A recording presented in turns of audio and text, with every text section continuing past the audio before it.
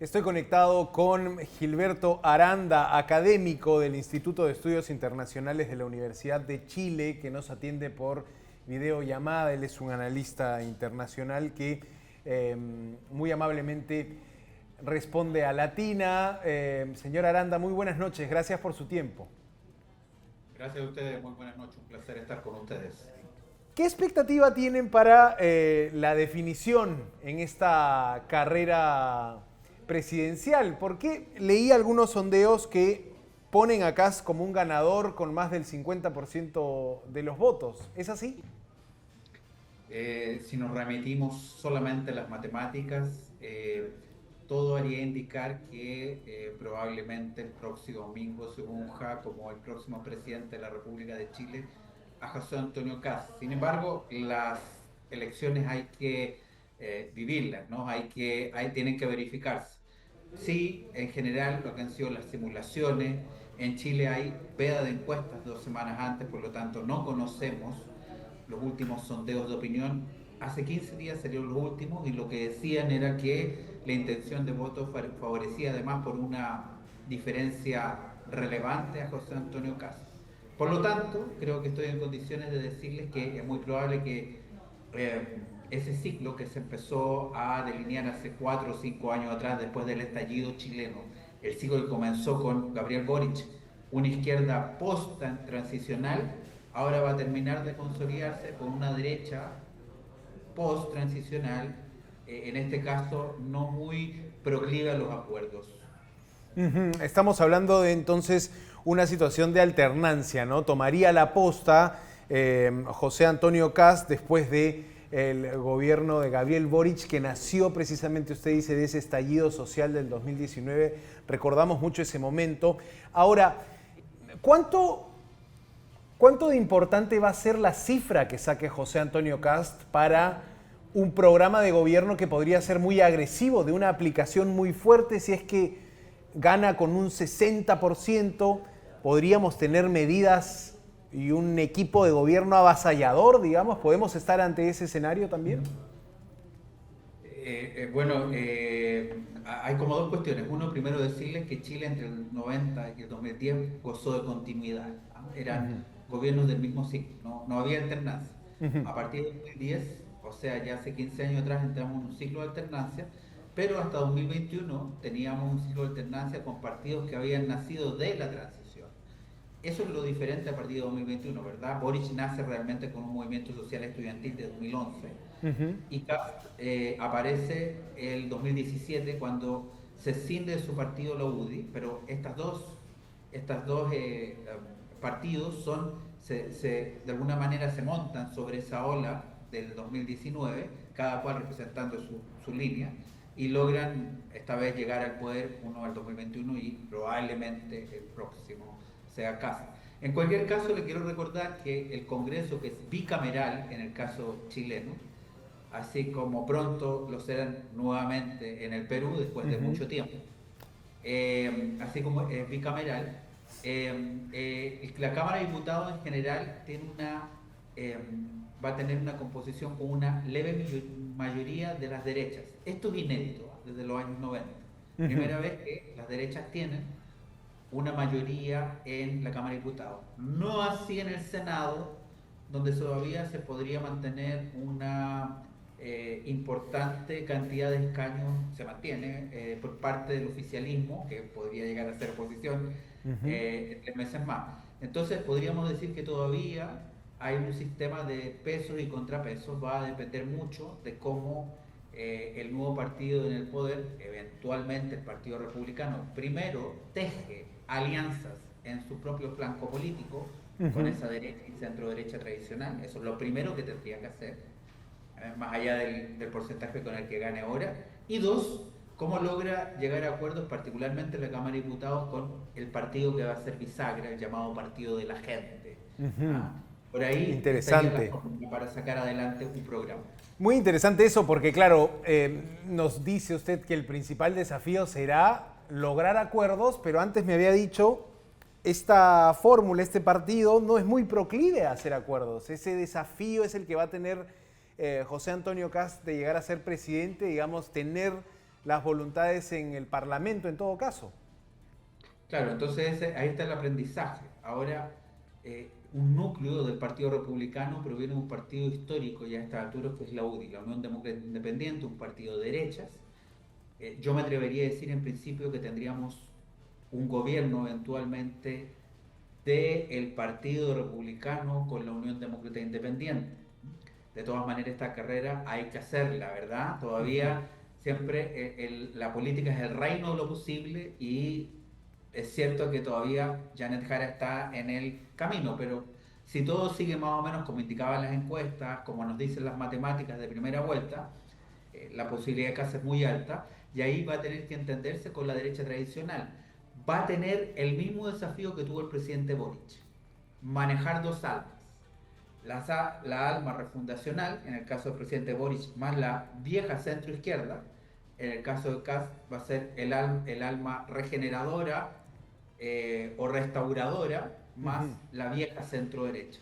Esa es la clave, cómo manejo esa relación y enseguida a llegar a algún tipo de acuerdo con el PDG, que podría ser un partido bisagra. Luego, no es fácil, sobre todo en un partido que ha hecho de posiciones, se ha escorado en posiciones muy categóricas, muy radicales en algunos casos. Es todo un aprendizaje, así que vamos a ver cómo se despliega aquello. Ahora, hablando de programas de gobierno concretos, de ofrecimientos en campaña, la pisada de José Antonio Kast estuvo muy puesta en la seguridad, ¿no? Que además coyunturalmente en Chile es una preocupación alta. ¿Cuál ve usted que podría ser una de las primeras decisiones? ¿La designación de un ministro o ministra del Interior podría ser fundamental para aplicar eso que prometió en campaña? El tema de los migrantes, la expulsión. ¿Qué me puede decir de eso? Del tema de seguridad en la figura de el todavía candidato Kast. Es el gran tema en Chile, el tema de la seguridad ciudadana. Un país que la verdad hace quizá unos 20 o 30 años atrás era literalmente una taza de leche, y es que es una forma de decir muy chilena de que era muy tranquilo, ¿no? Claro. Y que en los últimos años se ha ido deteriorando, que es una cuestión común, porque usted ya ve que eso también pasa en Ecuador, pasa también en Perú, es una cuestión común. Como eso ha coincidido con la llegada masiva de migrantes, particularmente venezolanos, al igual que ustedes, eso ha hecho que se haga muchas veces un ejercicio aritmético o absolutamente, una ecuación absolutamente simple. Se ha deteriorado la seguridad por responsabilidad de los migrantes. Eso hace que, si uno ve el programa de gobierno de José Antonio Kast, su énfasis está en lo que se llaman las emergencias. Emergencia de seguridad, emergencia de otro tipo. Y por lo tanto, él ha interpretado en las expectativas, los miedos, las ansiedades de la sociedad y probablemente el nombramiento del ministro de Seguridad, no el del Interior solamente, sino que el de Seguridad puede ser crucial. Y ahí hay algunos aspirantes, incluso que están a su derecha, que algunos han pensado que incluso podría ser Kaiser, que fue el candidato en el mapa político a la derecha, ¿no?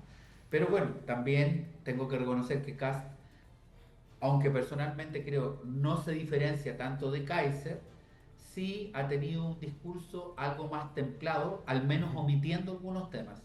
Si uno revisa el programa de 2021 y lo contrasta con el de 2025, nota que primero en el 2025 no están los temas morales, ¿m? Y segundo, no están los temas internacionales, pero él tiene una opinión de ambas cosas.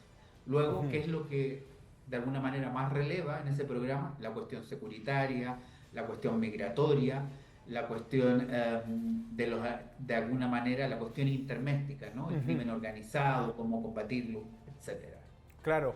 Aquí fue muy fuerte la noticia del viaje que hizo José Antonio Kast a la frontera con Perú y el mensaje, el ultimátum que le dio a los migrantes de abandonar Chile, ¿no? Entonces, por aquí también quienes comentan política, quienes analizan, decían probablemente tengamos ese efecto de muchos migrantes saliendo en los primeros días del gobierno de José Antonio Kast. Así que ese panorama se ve, quizá puede estar siendo considerado por la política chilena en este momento de que, oye, lo primero que podría hacer en el poder es eso, es reforzar, incluso lo dijo en el cierre de campaña, ¿no? Como reiteró el ultimátum Lo dice de... siempre. Lo dice siempre. Él en cada mitin hace una cuenta regresiva. Ustedes de alguna manera pusieron al aire donde dice 90, pero antes decía 110. Tiene una cuenta regresiva Ajá. que implica a los migrantes. Los migrantes en situación irregular son aparentemente 350.000 en Chile. Y tenemos una cifra de migrantes que está alcanzando entre los 8 o 9, algunos piensan que hasta el 10%. Esto es inédito en la historia del país. Ahora, que 350.000 personas se vayan, no es tan fácil. No, claro. Además que un tema, no es un tema puramente doméstico, sino que es interméstico, tiene una variable internacional, se requiere la cooperación. Incluso se necesitaría hacer un pasadizo o un pasillo, con lo cual tendríamos que charlar con Perú y con otros estados además. Claro. Muchos migrantes pasan por el lado de Bolivia, ¿no? También hacia Chile. Él en realidad ha visitado la zona hace mucho tiempo, esta es más publicitada porque tiene el aroma a ganar, pero la verdad es que él lo ha hecho en otras ocasiones. Él además ha tenido contactos con líderes hace tiempo como Víctor Orbán, Ah, europeo, claro. el premier de Hungría, Hungría. y de alguna manera emula algunas de sus políticas como la de las zanjas. Ujú. ¿Ah? Entonces, es un tema que él ha trabajado hace mucho tiempo y claro que yo tengo la impresión de que es un tema que requiere cooperación. Ahora yo le digo, como también estamos en suspenso respecto a qué va a pasar en Venezuela, los movimientos pueden ser bidireccionales. Podemos tener corrientes de regreso a Venezuela o también corrientes desde Venezuela hacia otros países y sabemos más o menos que la trayectoria es Colombia, Ecuador, Perú, Chile y Ujú. destino. Correcto, sí, complejísimo el tema migratorio. Ahora, hablando del panorama internacional, ¿es José Antonio Kast esa expresión de una América Latina volcándose a la derecha? Hablo bajo el ejemplo de Javier Milei, aquí por ejemplo en Perú quien lidera la intención de voto para las presidenciales del próximo año es el alcalde de Lima, que también representa un movimiento de derecha. Entonces, estamos ¿Se hablando de refiere un a fenómeno... López Aliaga? Rafael López Aliaga, exactamente. Bueno, también tiene mucho tiempo en política, ¿no? También es conocido. Sí, Como relativamente es Keiko su... Fujimori, que Exacto, también algunos claro. piensan que puede ir de nuevo. Sí, esta es la segunda candidatura de López Aliaga, pero bajo esa figura es Kast, digamos, parte de esta conversión política que está haciendo la región. ¿Le parece eso a usted?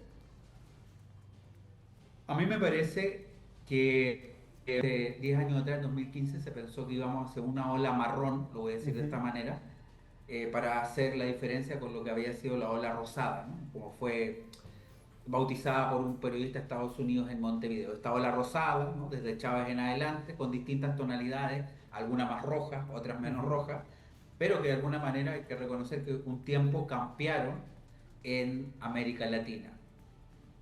Yo tengo la impresión que la 2015 no fue un mapa mucho más mosaico, ¿no? Con distintos piedras de distintas tonalidades. Yo tengo la impresión que ahora sí que vamos a una ola de una derecha recargada, que además se monta sobre la ola del trumpismo y de otros movimientos de derecha en otras partes del mundo. Por lo tanto, mi reflexión es que José Antonio Kast es parte de aquello. Sin embargo, también tiene sus propias características específicas, ¿no? No tiene la estridencia de Javier Milei. Usted no lo va a ver a él en un Un concierto de concierto rock, tratando de claro, cantar. claro. Podríamos decir que es más expresión de un hiperconservadurismo, o más Ujú. bien, le voy a decir de otra manera. Mi opinión es que es expresión él es una bisagra entre el hiperconservadurismo y la derecha radical que se parece más tal vez a Trump y a otros. Es una expresión un poco de esto, una mezcla de esto. Ujú. Pero sin lugar a dudas responde a aquella derecha y López Aliaga, que también me parece más conservador, más hiperconservador que una derecha tipo Milley, tal vez pueda ser un símil que hay que estudiar, con el que sí pueden haber algunas analogías interesantes. Ujú. De cualquier forma, yo le quiero también comentar que sí me parece que vamos a tener un alineamiento en la región muy importante hacia el trumpismo, hacia la administración actual norteamericana de Estados Unidos, pero también lo que me parece que no va a cambiar es Brasil. Lo que probablemente continúe en la misma línea actual es Brasil. Entonces, tampoco creo que sea una ola marrón completa, porque Brasil, como usted sabe, es como el 55% de Sudamérica. Correcto. Clarísimo el análisis y sobre todo muy didáctico. Le agradezco mucho, Gilberto Aranda, analista de la Universidad de Chile, por estos comentarios. Que sea en todo caso una expresión democrática. Siempre celebrar elecciones libres en nuestras democracias es una buena noticia. Estaremos reportando el domingo los resultados para las presidenciales de Chile. Le agradecemos mucho. Gracias. Gracias, de eso se trata. Muy buenas tardes y buenas noches. Y un placer hablar con la gente del Perú. Buenas noches. De igual manera. Muchas gracias, señor Aranda.